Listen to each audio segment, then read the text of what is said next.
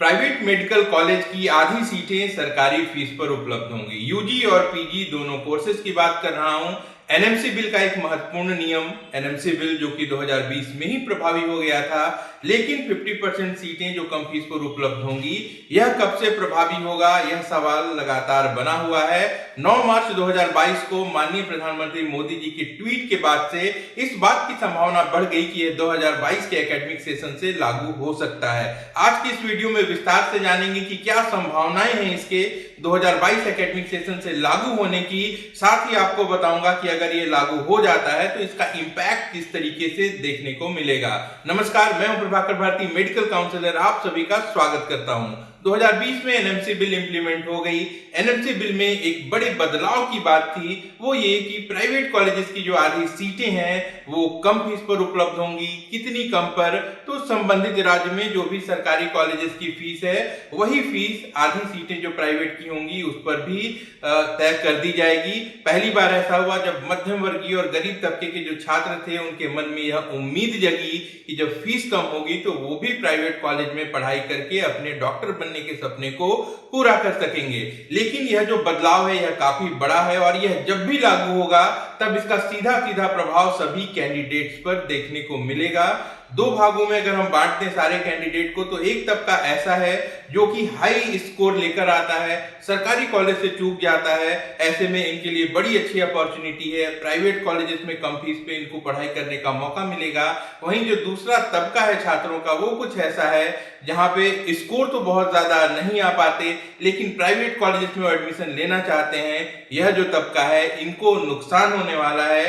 हालांकि जो total number of seats हैं वहां पे भी इंक्रीमेंट देखने को मिलेगा, बावजूद इसके जो नंबर ऑफ सीट्स गवर्नमेंट की हैं इनके साथ साथ 23,000 प्राइवेट कॉलेजेस की सीटें जुड़ जाएंगी जो कि सरकारी फीस पर उपलब्ध होंगी।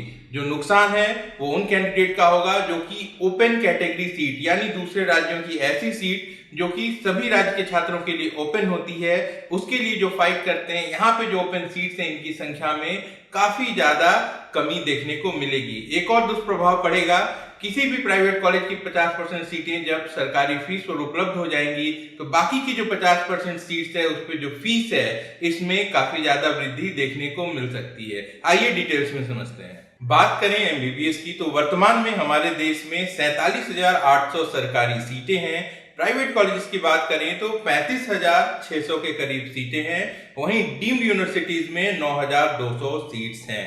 अगर यहाँ पे यह नियम लागू हो जाता है तो प्राइवेट कॉलेजेस की आधी सीट लगभग 18,250 सीट और डीम्ड यूनिवर्सिटीज की आधी सीट यानी कि 9,200 का आधा कर देते हैं तो 4,600 होते हैं। इन दोनों को अगर जोड़ते हैं तो तकरीबन 23,000 ऐसी सीटें होंगी जो कि प्राइवेट या फिर डीम्ड यूनिवर्सिटीज की होंगी। ये सीधे जाके जुड़ जाएंगी 47,800 सरकारी सीटों में, और तब जो टोटल कम फीस वाली सीट्स बचेंगी हमारे देश में, सरकारी फीस वाली जो सीट्स बचेंगी वो 70,800 के करीब होंगी। बाकी बची हुई लगभग 22-23,000 सीट्स जो हैं प्राइवेट की, इन सीटों पे हर एक राज्य को अपने डोमिसाइल कैंडिडेट यानी कि जो स्थानीय छात्र हैं उनको रिजर्वेशन भी देना है और जो बाकी का उनका सीट का डिस्ट्रीब्यूशन है वो भी करना है, और इसके बाद कुछ सीटें ओपन भी होंगी। तो मेरा अनुमान ये है कि जो ओपन सीट्स होंगी इनकी संख्या घट के 10,000 के भी काफी नीचे चली जाएगी।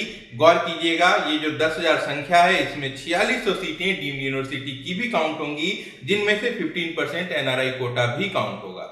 आइए अब समझते हैं कि अगर सरकारी फीस वाली सीटें 70,000 के पार हो जाएंगी तो इसका कट ऑफ पर कितना ज्यादा असर पड़ेगा। बहुत ज्यादा फर्क देखने को नहीं मिलेगा। अगर 47,000 जब सीटें थी तो ऑल इंडिया कोटे की कट ऑफ 600 के करीब रह रही थी। 70,000 अगर सीटें हो जाती हैं तो कट ऑफ 15 से 20 मार्क्स नीचे जा सकती है। दिलचस्प बात ये होगी कि कई सारे प्राइवेट कॉलेजेस और डीम्ड यूनिवर्सिटीज की जो कट ऑफ होगी वो मैक्सिमम सरकारी कॉलेजेस से हायर साइड में होगी, क्योंकि अगर 300 सरकारी कॉलेजेस हैं तो इनमें से 150 ही बेहतरीन है। बाकी जो नए 100-150 कॉलेजेस हैं वो ऐसे हैं जहां पे सारी सुविधाएं नहीं है, बहुत अच्छी एकेडमिक्स भी नहीं है, लेकिन फीस कम होने की वजह से इनकी डिमांड होती है। जब प्राइवेट कॉलेजेस आपको उसी फीस पे मिलेंगे तो कैंडिडेट उसे ही पहले प्रायोरिटी देंगे। अभी भी अगर आप मणिपाल जैसे इंस्टीट्यूशन की कट ऑफ निकाल के देखेंगे तो यहाँ पे आपको यह एग्जांपल मिल जाएगा जो मैं आपको एक्सप्लेन करना चाह रहा हूँ। Saint John medical college Bangalore, इसकी जो भी कट ऑफ होती है वो हमेशा ऑल इंडिया कोटे से काफी ऊपर होती है। यही आपको ओवरऑल देखने को मिलेगा टोटल 70,000 सीट्स पर।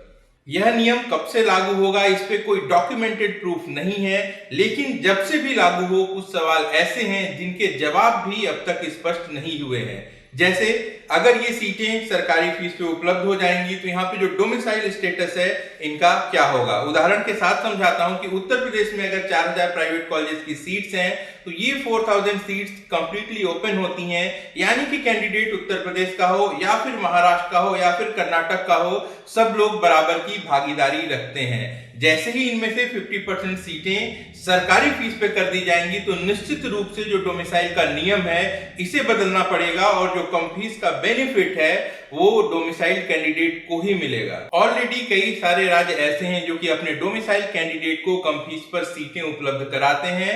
आम भाषा में आप इसे सेमी गवर्नमेंट सीट कह सकते हैं। लेकिन अगर ये बदलाव लागू होता है तो इसका जो सबसे बड़ा फायदा है वह उत्तर प्रदेश, बिहार, राजस्थान, हरियाणा जैसे राज्यों में देखने को मिलेगा, जहां पे जो फीस है वो अभी भी थोड़ी हायर जरूर है लेकिन जो सीट्स हैं वो ओपन होती हैं। यहाँ पे जब सरकारी फीस वाली सीट आएगी तो यहाँ के जो डोमिसाइल कैंडिडेट्स हैं उनको जरूर फायदा होगा, हालांकि उन कैंडिडेट्स को नुकसान भी होगा जो कि दूसरे राज्य से आके कम स्कोर पर भी यहाँ पे एडमिशन ले पाते थे। डीम्ड यूनिवर्सिटीज का क्या होगा? डीम्ड यूनिवर्सिटीज के बारे में आपको बता दूं कि इनका जो नेचर होता है ये सेंट्रल होता है, यानी कि डीम्ड यूनिवर्सिटी चाहे किसी भी स्टेट में हो, यहाँ पे किसी भी कैंडिडेट को डोमिसाइल का या फिर रिजर्वेशन का कोई भी बेनिफिट नहीं मिलता। जैसा कि मैंने बताया कि वर्तमान में 9,200 सीट्स हैं डीम्ड यूनिवर्सिटीज में, इनमें से आधी अगर 4600 सरकारी फीस पे उपलब्ध होती हैं तो उम्मीद यही है कि यहाँ पे इन 4600 सीट्स पे रिजर्वेशन का भी बेनिफिट मिलेगा। और जैसा कि मैंने अभी बताया कि ये जो सीट्स हैं ये ओपन कैटेगरी की होंगी, यानी कि सभी राज्य के कैंडिडेट यहाँ पर अप्लाई कर पाएंगे। एक और बात ध्यान देने वाली है कि जो डीम्ड यूनिवर्सिटीज हैं यहाँ पे जो फीस है ये काफी ज्यादा होती है। औसतन फीस 18 से 20 लाख रुपए है। ज्यादातर यूनिवर्सिटीज ऐसी हैं जिनमें सीट की संख्या 200 से 250 तक भी है। ऐसे में जब आधी सीटें कम फीस पर उपलब्ध होंगी तो इसका जो दुष्प्रभाव है वो बाकी की आधी सीट्स पर देखने को मिलेगा। और डीम्ड जो कि ऑलरेडी हाई फीस के लिए जानी जाती है, यहाँ पे हाईएस्ट फीस का एक नया कीर्तिमान भी देखने को मिल सकता है। डोमिसाइल के साथ साथ रिजर्वेशन सिस्टम भी इंप्लीमेंट हो सकता है और इसका भी प्रभाव सभी कैंडिडेट्स पे देखने को मिलेगा। मेरे कहने का अभिप्राय यह है कि 50% प्राइवेट कॉलेजेस की सीट जो कि सरकारी फीस पे उपलब्ध कराई जाएंगी वहां पे मैक्सिमम चांसेस हैं कि रिजर्वेशन बेनिफिट भी दिया जाएगा। जानकारी के लिए बता दूं कि मैक्सिमम स्टेट्स में रिजर्वेशन का बेनिफिट प्राइवेट कॉलेजेस में या फिर डीम्ड कॉलेजेस में नहीं दिया जाता, लेकिन यह बदलाव भी अपेक्षित है। हालांकि इसको लेके कोई भी डॉक्यूमेंट अभी तक सरकार की तरफ से कहीं पे जारी नहीं किया गया है। तीसरा बड़ा बदलाव भी आप फीस से जुड़ा हुआ मान सकते हैं। सरकार के नियमानुसार प्राइवेट कॉलेज की जो फीस है उस संबंधित राज्य के सरकारी कॉलेज की फीस के बराबर होगी।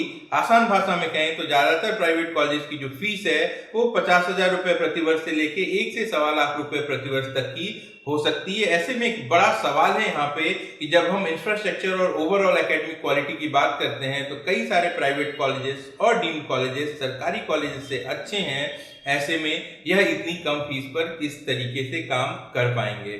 हो सकता है यहाँ पर भी आपको बदलाव देखने को मिले और यह जो बात कही जा रही है कि सरकारी फीस पे ये सीटें उपलब्ध होंगी, यह न होके कुछ ज्यादा लेकिन अभी से काफी कम, यानी कि 4 लाख, 5 लाख रुपए, 6 लाख रुपए प्रति वर्ष भी किसी किसी राज्य में फीस देखने को मिल सकती है। चौथा पॉइंट ये है कि जो बाकी बची हुई 50% सीट्स हैं इनका क्या होगा? क्या इनकी फीस बहुत ज्यादा बढ़ जाएगी? महान वैज्ञानिक न्यूटन ने एक नियम के बारे में हमें बताया, every action has equal and opposite reaction, यानी कि कोई बड़ा बदलाव है तो उसके बदले में जो रिवर्स एक्शन है वो भी देखने को मिलेगा, देखने को मिला भी। 9 मार्च 2022 में माननीय प्रधानमंत्री जी के ट्वीट के बाद सब कुछ बदल सा गया। अगर आपने मेरी लास्ट ईयर की वीडियोस फॉलो की होंगी तो 2 राउंड की एमसीसी की काउंसलिंग होने के बाद भी डीम्ड यूनिवर्सिटीज में या फिर प्राइवेट कॉलेजेस में मैक्सिमम सीट्स वैकेंट थी। लेकिन जैसे ही ये ट्वीट आया, इसके बाद इस बात की संभावना बढ़ गई कि 2022 से नियम लागू होगा, तो बहुत सारे कैंडिडेट ऐसे थे जिनको ये लगता है कि उनका स्कोर बहुत अच्छा नहीं होगा और नेक्स्ट ईयर जो बजट है वो बढ़ जाएगा, तो उनको किसी भी हाल में सीट पे एडमिशन ले लेना है। नतीजा ये हुआ कि बहुत ज्यादा करप्शन देखने को मिला और कई सारे राज्य ऐसे हैं जहां पे जो औसत फीस हुआ करती थी प्राइवेट कॉलेजेस की सीट की, वह ऑलमोस्ट डबल हो गई। जहां 70 से 80 लाख में एडमिशन हुआ करता था, वहां पे 1.5 करोड़ तक का बजट देखने को मिला। यह जो इम्पैक्ट है यह 2022 में भी हो सकता है।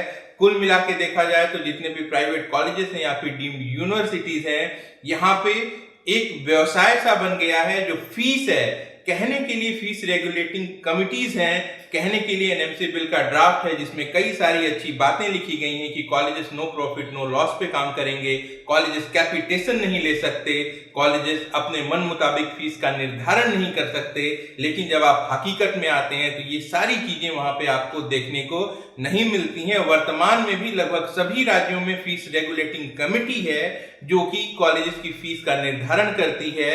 लेकिन निर्धारण करने के बाद भी अगर 20 से 25 लाख रुपए की फीस है तो इस बात से इनकार नहीं किया जा सकता कि जब इन कॉलेजेस की आधी सीटें सरकारी फीस पे होंगी तो बाकी की आधी सीटों की फीस 35 से 40 लाख रुपए भी जा सकती है। नियमों की अगर बात करें तो ऐसा नियम बिल्कुल भी नहीं है कि कोई कॉलेज अपने मन मुताबिक अपनी फीस का निर्धारण कर ले। प्रॉपर एक बैलेंस शीट तैयार होती है जिसमें कॉलेजेस की टोटल एक्सपेंस को दर्शाया जाता है। इसके बाद कॉलेजेस अपने फीस में इंक्रीमेंट के लिए क्लेम करते हैं, ऑडिटिंग होती है और इसके बाद फीस रेगुलेटिंग कमेटी जो भी है वो कॉलेजेस की बात मान लेती है। जो लगातार इंक्रीमेंट्स हुए हैं गत कई वर्षों में कॉलेजेस की फीस में, इनको देख के यह बात साबित होती है कि जो कॉलेजेस हैं उनका दावा हमेशा यही होता है कि वो घाटे में हैं, उनकी फीस बढ़ा देनी चाहिए। ऐसे में जब आधी सीटें कम फीस पर होंगी तो इस घाटे का हवाला देके कॉलेजेस अपनी फीस जरूर बढ़ाएंगे। एक और प्रभाव देखने को मिलेगा, सीट ब्लॉकिंग बढ़ जाएगी। जी हाँ, जिन कॉलेजेस की 50% सीटें कम बजट पे जा रही हैं वहां पे मेरिट वाले कैंडिडेट से उन सीटों को ब्लॉक किया जाएगा। बाद में अलग अलग राउंड में जब ये सीटें ब्लॉक हो जाएंगी तो फाइनल राउंड में जिस भी राज्य में ये सीटें कॉलेज के पास आती हैं, यहाँ पे करप्शन की संभावना बहुत ज्यादा बढ़ जाएगी। तो ये कुछ ऐसे सवाल हैं जो कि एनएमसी बिल में जो बातें कही गई हैं उसके सीधे सीधे विपरीत हैं। और इन सारे सवालों के जब आप जवाब ढूंढते हैं तो आपको ये पता चलता है कि इस बिल से जितना फायदा है उससे कई गुना ज्यादा नुकसान भी है। अगर आप ये चाहते हैं मुझसे कि किस राज्य में अगर ये बिल लागू होती है तो कितने कैंडिडेट को फायदा होगा और कितना फायदा होगा, तो एग्जैक्ट डेटा के साथ मैं एक वीडियो बना दूंगा, मुझे कमेंट करके बता दीजिएगा। क्या ये 2022 एकेडमिक सेशन से लागू हो पाएगा? जी हाँ, वही सवाल जिसके लिए आप मेरे इस वीडियो पर आए हैं। किस तरीके से लागू होगा, सबसे पहले यह जान लीजिए। एनएमसी ने नियम बता दिया, दिशा निर्देश दे दिए। अब इससे संबंधित official letter state counselling authorities को भेजा जाएगा। स्टेट काउंसिलिंग अथॉरिटीज जो कि 85% गवर्नमेंट सीट की काउंसिलिंग कराती हैं, 100% प्राइवेट कॉलेज की काउंसिलिंग कराती हैं, वो यह नोटिस मिलने के बाद अपने अधीन कॉलेजेस को एक और नोटिस जारी करेंगी जिसमें उनसे प्रपोजल मांगा जाएगा। जी हाँ, प्रस्ताव इस बात का कि उन्हें 50% लो फीस के लिए क्या फीस प्रपोज करनी है और बाकी बची हुई 50% सीट के लिए हाई फीस पे वो कौन सी फीस प्रपोज करना चाहते हैं। ध्यान रखिएगा, मैं प्रपोजल की बात कर रहा हूं। कॉलेज वहां से क्या आंसर देता है या फिर नहीं देता है, उसके आधार पे जो स्टेट काउंसिलिंग अथॉरिटी है वह डिसाइड करेगी कि उस राज्य में फीस क्या रहने वाली है। अब यहाँ पे अगर फैक्ट की बात करें तो ओडिशा से एक लेटर सामने आया था जहां पे स्टेट काउंसिलिंग अथॉरिटीज ने कॉलेजेस से इंक्लूडिंग डीम्ड यूनिवर्सिटी से प्रस्ताव मांगा है। लेकिन कई सारे स्टेट में इस तरह की कोई भी सूचना आज के डेट तक किसी भी कॉलेजेस के पास नहीं पहुंची है। हो सकता है यह जो नोटिस है उनकी स्टेट काउंसिलिंग अथॉरिटी तक पहुंच गई हो, लेकिन उन्होंने अभी कॉलेज को फॉरवर्ड नहीं की हो। यह प्रक्रिया है, कोई भी जब कानून बनता है तो इसी प्रक्रिया से होके सारी चीजें गुजरती हैं। ऐसे में आगे क्या हो सकता है, कॉलेजेस प्रपोजल दे सकते हैं, कॉलेजेस प्रपोजल नहीं भी दे सकते हैं, और कई सारे कॉलेजेस ऐसे हैं जो कि इस पूरे बिल को कोर्ट में चैलेंज करने की तैयारी कर रहे हैं। वह रुख कर सकते हैं हाई कोर्ट का। हाई कोर्ट में मैटर जाने के बाद कितना वक्त लगेगा कह नहीं सकते, हाई कोर्ट का डिसीजन क्या होगा कह नहीं सकते। उदाहरण के लिए आपको केरल के बारे में बताना चाहूंगा कि 2020 में हाई कोर्ट ने कुछ इस तरीके के ऑर्डर्स दिए थे कि 6 लाख रुपए प्रतिवर्ष की फीस सीधे सीधे बढ़ के 15 से लेके 22 लाख रुपए प्रतिवर्ष तक भी हो गई थी। ऐसे में जब तक ये मैटर हाई कोर्ट में है तब तक कुछ भी नहीं कहा जा सकता कि रिजल्ट क्या निकलेगा। हालांकि किसी कारण से अगर यह मैटर निकल के सुप्रीम कोर्ट में चला जाता है तो सुप्रीम कोर्ट काफी ज्यादा तत्पर रहती है इस तरीके के मामले में, तो वहां से कोई डिसीजन देखने को आपको मिल सकता है। अब आप कहेंगे कि पूरा का पूरा वीडियो देख लिया और सवाल वही का वही कि क्या 2022 से लागू होगा या फिर नहीं होगा।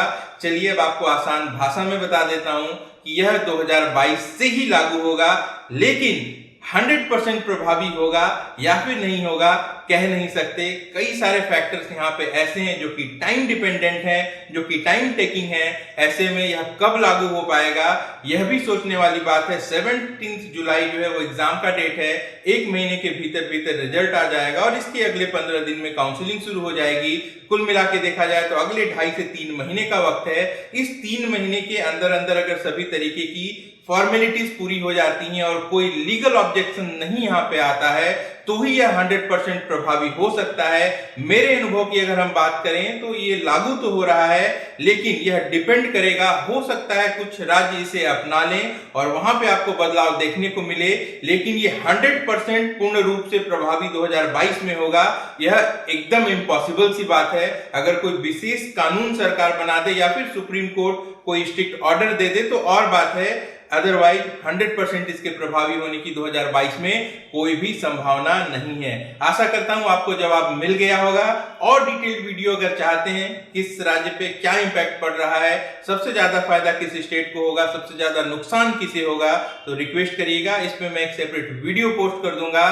कुल मिला के देखा जाए तो जो बदलाव है वह होना तय है। ऐसे में अगर आप कंफ्यूज हैं कि क्या करना है तो फिर से आपको हिंट कर देता हूं, अगर ये 100% लागू हो भी जाता है, यानी कि जो टोटल सरकारी फीस वाली सीटें हैं इनमें 20-25 हजार की इंक्रीमेंट हो भी जाती है तो इसका प्रभाव ये होगा कि जो सरकारी कॉलेज की कट ऑफ होती है वो 15 से 20 मार्क्स नीचे आ जाएगी। यानी कि अगर आप इस स्कोर रेंज में लाई कर रहे हैं तो आपके लिए अच्छी बात है, आपको यहाँ पे एक सीट मिलने वाली है।